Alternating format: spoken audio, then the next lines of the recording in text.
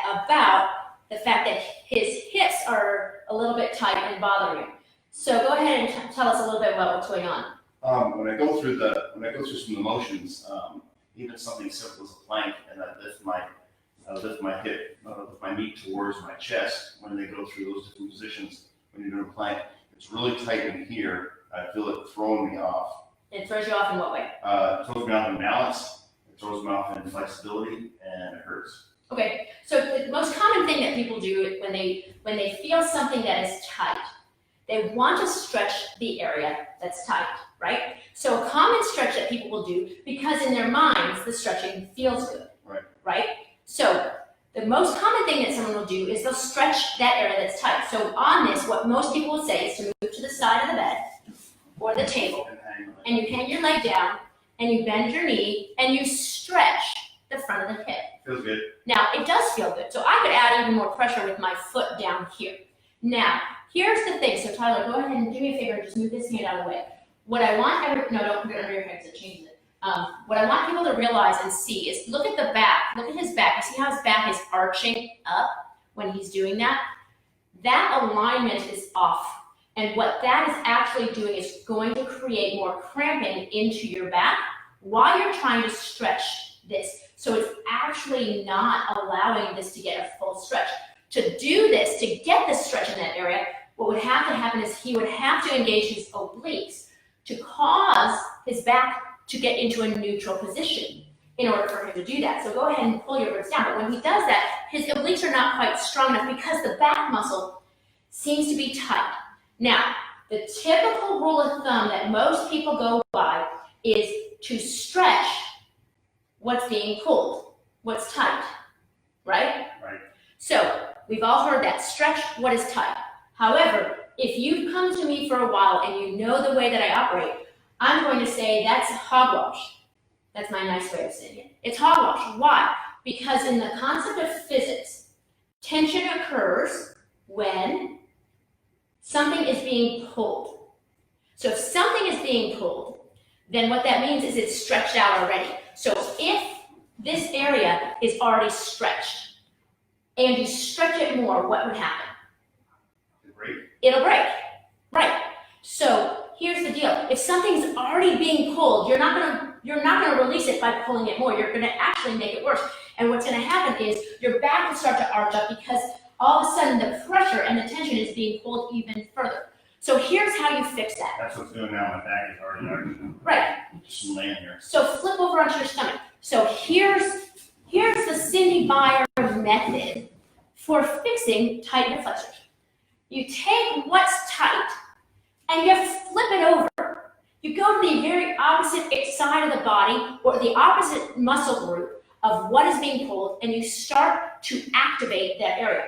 So if his hip flexors are tight, here's what he needs to do, is start by working and activating his glutes in order to do it. Now, I know it's not as easy as just going, oh, I can just lay there passively and stretch it. So here's the cool thing.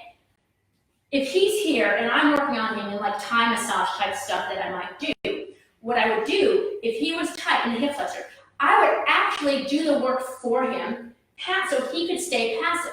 Sometimes you have to do that. Sometimes you have to be a little bit more passive about it to get something active. So I need to get his glutes active here. So what I'm going to do is lift his leg up into a little bit of an extension. I'm going to bend his knee to get his hamstring out of the way, meaning the hamstring, I'm giving it another job to do. So I'm going to support it on my shoulder here, and I'm going to start by activating here. Now you might go, well, that looks just the same as what I was doing stretching when he was facing up.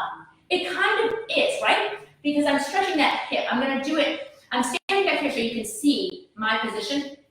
But what's happening is it's the exact same action just flipped over. But what I'm doing instead is I'm getting into the hamstring to pull, causing that to pull, getting the glute to pull. Instead of saying quadricep, stretch, I'm activating the back line of the body. And in this position, you can see from the camera angle that his body and his spine are in neutral. He's not an extension. How does that feel on your back? Feels good. Good. So now if I want to stretch it more, I'm going to pull it up and back.